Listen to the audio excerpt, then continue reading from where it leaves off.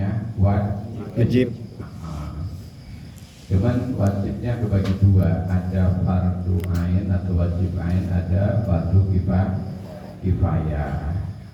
Nah, kalau yang seperti ini ngaji di majelis hukumnya fardu ain, karena kita nggak diundang, sakar dewi. Saya gelem mangkat, yo mangkat, saya nggak gelem mangkat, yo saya soneh. Kalau misalkan kayak pengajian akbar, kita diundang, Mas dan itu fardu kifayah. Ada yang datang satu aja udah gugur kewajibannya. Tapi kalau ngaji di majelis seperti ini, itu pembahasannya hanya mutlak, bukan ngomongin kesana kesini, hanya ngomongin diri kita sendiri, nggak ngomongin orang, ngomongin diri kita sendiri, gitu. Itu fardu ain, wajib hukumnya, gitu, untuk kita. Kalau ngaji di umum akan kadang ngomongin presiden, ngomongin pemerintah, ngomongin semacam-macam lah, itu beda, gitu ya. Nah ini kita baca kitabnya sesuai dengan apa yang ada di kitab, paling penjelasan untuk mencari contoh supaya cepat masuk akal, tuh masuk supaya gampang ditangkap gitu. Nah karena wajib atau wajib ain atau fardu ain, kalau kita nggak melaksanakan berarti dosa, gitu, nggak ngaji, dosa hukumnya, gitu. Apalagi seumur-umur nggak pernah ngaji, itu dosa, gitu ya. Nah itu apa namanya? Kanjeng Nabi sampai merintahin utlubul ilma minal mahdi ila mahdi, ya. Suruh nyari ilmu dari semenjak kita digendong sampai masuk ke lubang kubur, lubang lahat. Suruh menuntut ilmu, wajib hukumnya. Untuk apa tujuannya? Yaitu untuk membenahi ibadah, minimal ibadah zahir. Ya, kalau ngaji fikih itu ibadah sasarannya jasad, ngebenerin wudu, ngebenerin batal wudu, ngebenerin rukun sholat, batal sholat, itu sasarannya cuma jasad, belum hati, belum. Nanti kalau misalkan kita pengen benahi hati, kudu masuk ke tahapan kedua, namanya ilmu tasawuf, gitu. Kudu gitu. Kalau tasawuf kok nggak punya fikih, bahaya juga. Ngomong-ngomong ma'rifat aja, ngomongin wis pokoknya alam kubur gini. Oh, guruku pernah ngertiin alam kubur. Wah, nggak usah jauh-jauh kita, ya nggak usah jauh. Tapi perlu. Karena ya memang ya keterangannya jelas. Ya, misalkan orang tasawuf nggak punya fikih, dia ngomongin tasawuf tapi kok keluar suka pakai celana pendek, kan kadang-kadang lucu gitu ya. Kalau orang biasa, kecuali orang-orang yang udah thariqul adat lain. Thariqul adat itu yang udah nggak memakai syariat lagi, dia khusus hanya ilmu tasawuf tadi, syariatnya udah lewat, udah lepas, udah khatam lah. Tapi kalau itu mau ngomongin ilmu ma'rifat, tapi kok ordonansi doyan, lah ma'rifat apa ya, salah kaprah kadang-kadang masih ada di masyarakat kita, ngomongnya terlalu jauh gitu, apalagi kok harus ngaku benar sendiri, harus bahaya pokoknya. Nah, karena itu hukumnya wajib, mari kita sedikit aja ya. Salah satunya yang mau disampaikan pada malam hari ini, ibadah kita itu masih banyak potensi salah. Positif potensi salah itu banyak banget. Ya, apalagi kalau diurut, misalnya ya, ada bab toharoh, bab cara untuk bersuci, kudu airnya tohirun mutohirun, air suci dan mensucikan. Kalau airnya tohirun goir mutohir, suci tapi tidak mensucikan, itu nggak bisa. Atau airnya yang sudah mustakmal, air kebagi berapa? Kebagi 7, kebagi 4, kebagi 5. Terus lali apa orang ngerti? Ya, pertama air suci dan mensucikan. Terus ada juga air makruh, air tersebut air musamas, panas, baik panas karena matahari atau panas karena direbus, gitu. Kalau anget mah boleh, itu panas ya, yang nggak boleh itu panas. Karena panas mah mudorotin. Gitu. Kalau ngopi itu pengennya panas apa dingin? Anget. Nah, tapi jangan ditiupin. Anget. Nah, kalau ditiupin ya menurut kesehatan juga nggak boleh. Nah, kalau misalkan masih panas banget ya harus diminum karena makruh. Gitu. Air musamas, air panas. Terus air mustamal, air mutanajis, air najis. Beda air najis dengan mutanajis, beda. Ya, kalau mutanajis mah air itu masih bisa diusahakan atau diupayakan untuk supaya jadi suci. Kalau air mutanajis, air satu ember ketetesan tai cecek gitu. Kira-kira airnya berubah enggak baunya, warnanya, rasanya? Oh enggak. Ditambahin, dicampurin, campur satu ember lagi sampai dari satu drum kok dilihat, diukur kira-kira ukuran drumnya itu melebihi dari 2 kula atau minimal ada 2 kula, maka air mutanajis bisa berubah menjadi suci gitu bedanya. Tapi kalau air najis mah nggak bisa, air najis mah beda dengan mutanajis. Kalau najis mah air kencing dia apa-apain nggak bisa itu mah. Atau airnya mungkin ya banyak tapi najis, kenapa? Karena udah nggak ada buat nyampurin lagi, dibuang juga tetap nggak bisa. Misalnya contoh, air di dalam tower ada pakai tikus, waduh airnya udah nggak beresin, agak bau, diangkat pakai tikusnya, terus airnya dikocorin, dibuang, kok hilang baunya, hilang warnanya, terus nggak ada rasanya juga normal lagi, diukur kira-kira masih ada 2 kula, itu bisa menjadi suci lagi gitu. Airnya banyak tadinya, tapi ini airnya udah 1 bak misalnya atau 1 tower, ini udah butak pokoknya dan nggak ada lagi untuk mencampurin, udah itu mah termasuk air najis itu mah ya, karena udah nggak ada untuk mencampurin lagi. Musim kemarau mungkin dilalah ada air sedikit, butak pisan pakai bau pisan gitu, terus bau, terus warnanya berubah, rasanya juga masih berubah, itu udah nggak bisa diupayakan. Nah kita kudu tahu itu, karena itu salah satu untuk mengesahkan ibadah suci badan, pakaian, dan tempat sholat minimal. Badan suci dari hadas kecil dan hadas besar. Cara menghilangkan hadas kecil, berwudu. Wudu kudu tahu rukun, wudu kudu tahu batal. Ribet banget ya, ruwet kayaknya, ruwet memang kayak syariat itu, hukum syariat itu kayak sepet kalau diibaratkan sama ahli-ahli ilmu itu. Syariat itu kayak sepet kita ibu kan lebih apal. Nah jenengan pengen angsal santen bu, niku pripun bu? Ambil kelapa dulu. Kudu ambil kelapa dulu, dijatuhin dulu, jebuk dari pohon. Sakit ya sakit ngesor uang, dijatuhin. Udah itu dibacok, ditarik, disebet-sebet, ternyata di dalam seperti itu ruwet banget, yang kesana, yang kesini, urat itu banyak banget seperti itu. Masih belum bisa, kudu gimana? Dibacok lagi batoknya, atos ya. Udah dibacok batoknya, diambil daging kelapanya, enggak cukup cuma diambil, kudu diparut, dikecil-kecilin, gosrok, memerlukan waktu, memerlukan tenaga, memerlukan alat, ya. Udah itu nggak cukup, pengen dapat santan nggak cukup diparut, kudu dipersing kau wecang, diperes, ya. Itu adalah usaha supaya ketemu santan. Apalagi kalau jadi minyak, kudu digodok lagi, terus dipisahkan antara blondonya sama blondo, nah sama minyaknya. Dulu saya ingat kalau waktu masih kecil itu, kalau ngelentik itu emak saya punya batok bolong, jadi udah digodok itu ditaruh batok bolongnya, terus diciur, dipindahin, ternyata itu yang bakal jadi blondonya itu ngambang gitu. Dari yang itu bakal jadi minyaknya yang bawahnya itu. Nah itu susah banget. Nah kita pengen diperas supaya jadi bagus seperti itu, supaya jadi orang yang mulia di sisi Allah, kudu seperti itu.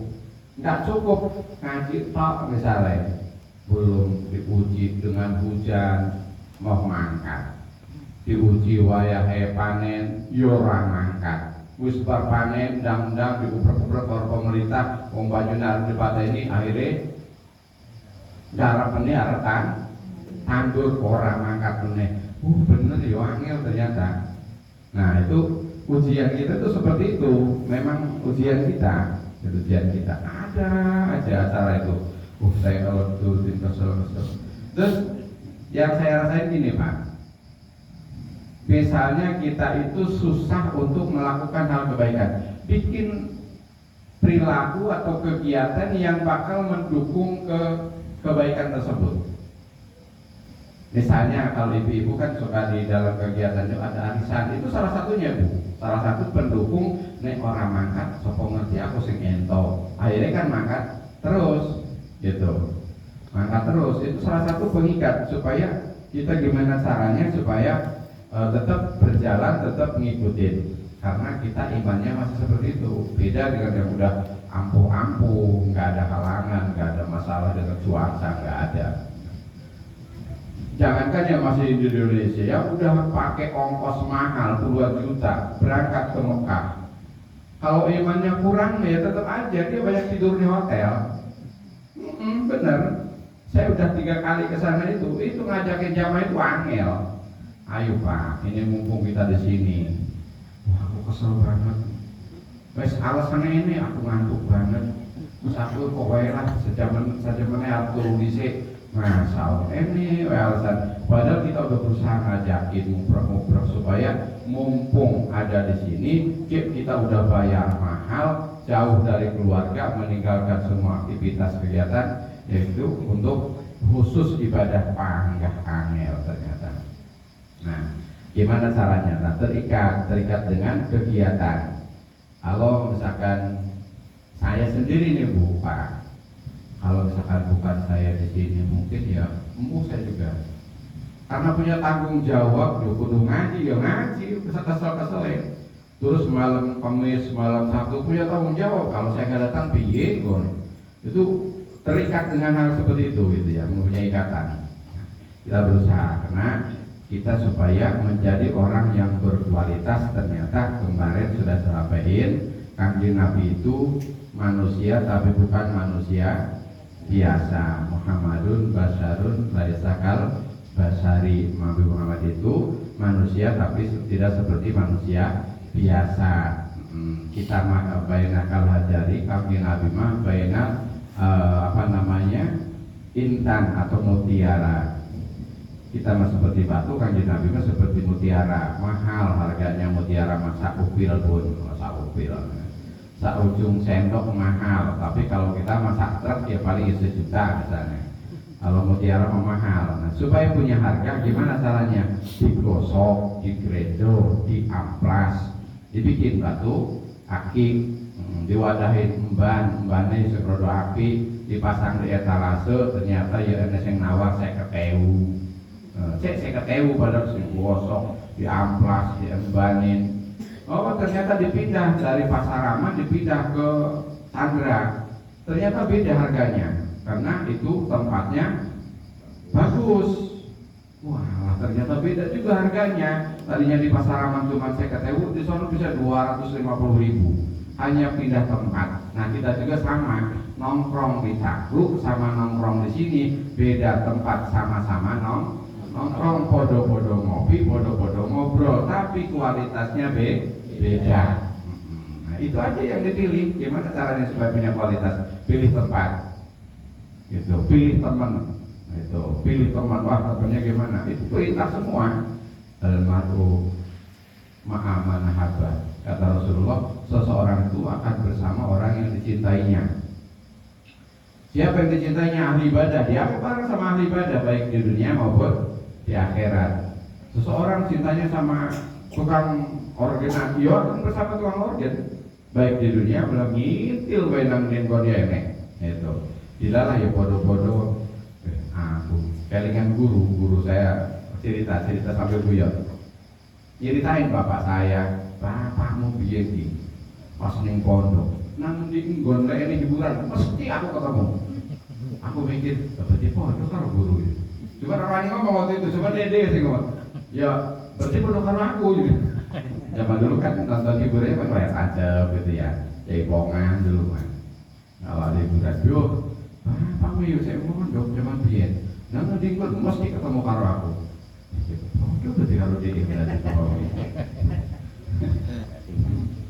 Nah, itu karena apa? Karena itu mana-mana haba itu tadi bersama orang yang dicintainya, bareng aja kemana-mana juga, ngintil aja. Nah, ibu bapak jamaah sekalian rahimahullah, karena suatu saat dunia ini pasti akan berakhir.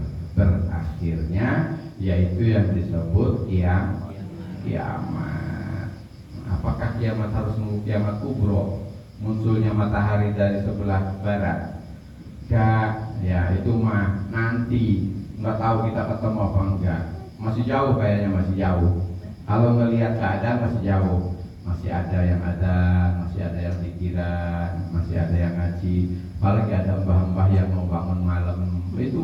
Itu penolak bala sebenarnya itu. Jadi kita itu nebeng sama orang-orang yang suka bangun malam akhirnya. Nah, itu yang nolak bala mah, orang yang bangun malam suka baca Quran, pikiran, itu orang-orang yang nolak bala. Nah, saya mau nyampein satu hadis Nabi supaya dipahamin dan mudah-mudahan bisa kita amalkan. Kata Rasulullah, an Abi Hurairah radhiyallahu ta'ala anhu. Kalau Abi Hurairah yang menceritakan berarti hadis ini sahih. Qala ya Rasulullah, man as'adun nas? Siapa sih manusia yang bakal mendapatkan paling bahagia nanti di syafaatika dengan pertolonganmu di hari kiamat? Yang paling bahagia dan akan mendapatkan pertolongan Kanjeng Nabi Muhammad di hari kiamat. Qala, kata Rasulullah, as'adun nas bi syafaati yaumal qiyamah. Yang paling bahagianya manusia nanti di hari kiamat akan mendapat pertolonganku, yaitu setiap orang man qala la ilaha illallah mukhlishon fi qalbihi. Orang yang sering mengucapkan kalimat la ilaha illallah ikhlas di dalam hatinya. Nah, sering-sering berarti tuh kan gampang sih, apal semua, bisa semua, tinggal ngelakonin itu yuangel. Karo guru kon setiap waktu itu 1,5 iya panggah iya pengennya dilongi. 1 sih jadi 50. La ilaha illallah jadi 2. La ilaha illallah 2 bundel. La ilaha illallah, la ilaha illallah. Berarti ping 50 tok nggih. Tapi boleh nggak boleh, tapi kelasnya naikin kelas kita, kelas pelajarannya ya. Gimana caranya? Supaya mulutnya ngomong, hatinya juga ikut ngomong. Berarti konsentrasi, khusyuk. Nah ini mah enggak. La ilaha illallah kayaknya ya. La ilaha illallah pas awan-awan. Waduh GPPN paling kuis telung dino ora garing-garing. La ilaha illallah iki bapak celung aku ning piye gitu. Wis ora dadi boy. Nah piye la ilaha illallah malah mulutnya ngomong tapi hatinya ingat jemuran pari. Jadi depan loro la ilaha illallah. La ilaha illallah. 2 yo. Itu kita itu Pak Bu, kita nggak ngomongin orang lain, kita sendiri kayak gitu pengennya belum lillahi ta'ala tapi karena jumlah belum lillah tapi lil jumlah. Nah itu salah satu yang disampaikan oleh Rasulullah. Yang kedua apa kata Rasulullah? Man qala la ilaha illallah mukhlishon dakhala jannah. Siapa orang yang ikhlas mengucapkan la ilaha illallah dipastikan bakal masuk surga. Itu masya Allah. Berarti masuk surga itu gampang banget. Asal mau mengucapkan la ilaha illallah. Terus saja mau sambil duduk, sambil berdiri, kalau bisa mas seperti itu memang. Nggak harus pas sholat aja, nggak habis sholat aja gitu maksudnya. Kapanpun gitu. Tapi ya angel. Apa mana harus ngobrol? Yang diobrolnya tukang mancing ngobrol ke mancing. Yo, wis lali kalau la ilaha illallah. Sing diinget yo tarikane kuwi malah. Maut. Gede banget itu dino sak sikil iku, sak kempol. Karena enggak kena, nek kena ya cilik asline iki. Tukang ngapusi karo anjing. Oh, sumpah paling ndak sak moene ya. Go ndak sing wong jero banyu kowe. Ngapusi kabeh. Nah, itu gimana caranya? Ternyata gampang diucapkan dan juga tidak perlu syarat wudu baru. Kalau misalkan kita untuk pikiran harian, kecuali yang di setiap habis sholat itu ada anjuran dari guru kalau habis sholat harus punya wudu. Tapi kalau untuk setiap waktu nggak harus punya wudu, kapan sudah la ilaha illallah. Pasti masing-masing lah. Pokoknya gayanya macam-macam. Wong pikir gue ya kalimahnya sama, ditulis ya bodoh, tapi yang bacanya ya beda-beda. Kayak Roma Irama kan sambil nyanyi ya pena juga. La ilaha illallah. Ini. Ya Tuhan selain Allah. Oke. Gitu apa boleh? Yos. Allah alam. Ya, Allah alam. Daripada nyanyi seorang ini maknanya, ya. Mending daripada seorang maknanya. Ada la ilaha illallah. Rame, jadi semua tahu zikir, milu zikir, ini manfaatnya berarti rapor. Nah tuh, jadi kata Rasulullah, sering-sering mengucapkan kalimat la ilaha illallah. Kila ya Rasulullah, ma ikhlasuha. Ikhlas itu yang kayak gimana ini? Supaya kita tahu, ikhlas itu yang kayak gimana kata sahabat.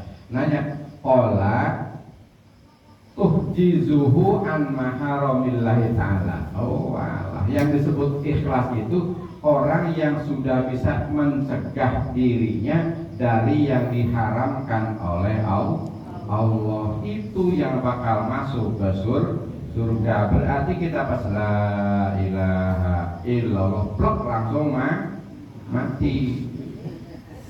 Itu pasti masuk surga karena sudah tidak melakukan yang diharamkan oleh Allah. Wis la ilaha illallah bar salat terus ngerumpi meneh ning jaba ya kuwi dosa meneh. Terus ngomong kayak macam-macam pokoknya. Masya Allah ya. Nah kemarin saya di lagu Srijal nggak hadir karena nganterin anaknya ke Jawa. Jadi saya suruh ngisi tausiah di khusus jamaah thariqah. Dia ngomongin bab thariqah, ngomongin bab hati. Wabot Pak, saya juga kadang-kadang ya ketar-ketir kalau di khusus jamaah thariqah. Ketar-ketirnya kenapa? Saya belum bisa melaksanakannya gitu. Baru bisa menyampaikan gitu. Belum bisa melaksanakannya. Mengucap la ilaha illallah bisa insyaallah gitu. Tapi menjaganya itu tadi tahjizuhu an maharamillahi ta'ala, menjaga dari yang diharapkan oleh Allah. Delok sing ayu ya pangkat seneng. Masya Allah, apa meneh misalnya wis ayu, dia pakaiannya seksi, padahal bojoku ora oleh pakaian seksi. Gak oleh bojoku, aja mau kaya lagi kaya ngono. Ngisin. Tapi nek delok wong seksi dia seneng. Angel kan ya. Angel kan kaya Peter dhewe berarti kan bojone ojo nek bojo wong liya. Aduh, angel lagi. Nah jadi nggak mungkin sih kalau ukuran manusia kayak kita mah apa yang diomongin sesuai dengan perilakunya masih jauh. Kalau ukuran manusia seperti kita loh, beda dengan ulama-ulama yang sudah kos ya. Ulama-ulama kos mah apa yang diomongin itulah perilakunya. Kalau kita ulama saya pribadi belum bisa benar. Tapi insya Allah kalau kita sudah tahu cara-caranya, jadi pelan-pelan. Nah hadis berikutnya dari Abi Hurairah radhiyallahu anhu qala alaihi salam, idza jama'a Allah ta'ala al-khalaiqu yaumal qiyamah adzana li ummati Muhammad sallallahu alaihi wasallam. Ketika dikumpulkan nanti manusia seluruh makhluk di hari kiamat, dipanggillah umatnya Kanjeng Nabi sallallahu alaihi wasallam. Alhamdulillah udah. Allahumma shayyiban nafi'an.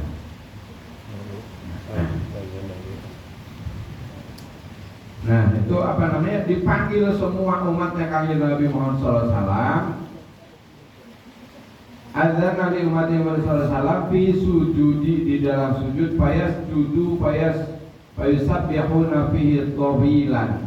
Semua langsung tiarap sujud. Tiarap sujud terus ngapain? Membaca tasbih semua dengan dipanjangkan atau diulang-ulang tasbihnya. Subhanallah, subhanallah, subhanallah, subhanallah, subhanallah. Tsumma yuqalu irfa' rusakum, terus dipanggil, angkatlah kepalamu, kepala kalian semua. Faqad ja'alna a'da'akum bida'an minan nar. Aku sudah menjadikan untuk kalian semua yaitu pengganti daripada neraka. Siapa yang menjadi penggantinya? Anas bin Malik, kata Anas bin Malik. Siapa yang menjadi pengganti kita atau badal atau apa namanya, iwat pengganti? Yaitu orang-orang yang dulu benci sama kita. Mas Allah, ngeri ya. Misalnya kita dipanggil, kita udah sujud sama Allah, udah baca tasbih sama Allah, atau Allah angkat kepalamu, angkat kepala kalian semua. Aku sudah menyiapkan pengganti kalian untuk masuk neraka. Siapa itu? Orang yang memusuhi kita. Itu bakal menjadi pengganti kita di neraka. Ngeri nih, udah sampai dia musuh. Ya. Yang memusuhi kita itu bakal menjadi pengganti kita di neraka. Kenapa? Karena orang yang memusuhi itu orang yang bangkrut. Ya, orang yang memusuhi itu orang yang bangkrut. Bangkrutnya kenapa? Nanti ketika ditagih di akhirat, amalnya diambil sama orang yang dimusuhi. Setelah habis amalnya, dosa yang dimusuhi dikasih sama orang yang memusuhi. Bangkrut. Makanya dia menjadi tidaan, menjadi pengganti dari orang yang dimusuhi. Naudzubillah ini. Dalik. Caranya. Makanya apa ya, kalau ulama salah satu Imam Ghazali ngomong, kata Imam Ghazali, walaupun jengkel sama suara dosa dikafir, nggak senang sama orang udah biarin aja. Juga dia usah diomongin, karena kalau diomongin, misalnya kita jengkel sama si A, kita ngomong sama si C. Nah ini jelas kan, ngomongin si A, ngomongin si B misalnya, jengkel sama si A, si B ini, si B ngomong jengkel sama si A, terus ngomong sama si C, udah si C nanti ngomong lagi sama si D, dia ngomong merembet kemana-mana, itu menjadikan bangkrut sebenarnya. Nah, jadi kalau misalnya tidak senang sama seseorang, terus dengan menengahi lah. Aku jengkel kalau kayak orang sama itu menengahi lah. Takutnya itu tadi mungkin ibaratnya. Kalau misalkan di akhirat itu salah satunya. Inna hadzal ummati marhunatun adzabuha bi aidiha. Karena sesungguhnya umat-umat itu nanti akan tergadaikan. Penebusnya adalah orang-orang yang menjadi musuh. Murtahin itu tergadaikan, digadaikan. Siapa yang menebus? Yang jadi penebusnya yaitu orang-orang yang memusuhi kita. Naudzubillah ini. Dari dengan kalau di akhirnya ini, siapa yang paling berat musuh itu? Pertama iblis, yang kedua orang kafir.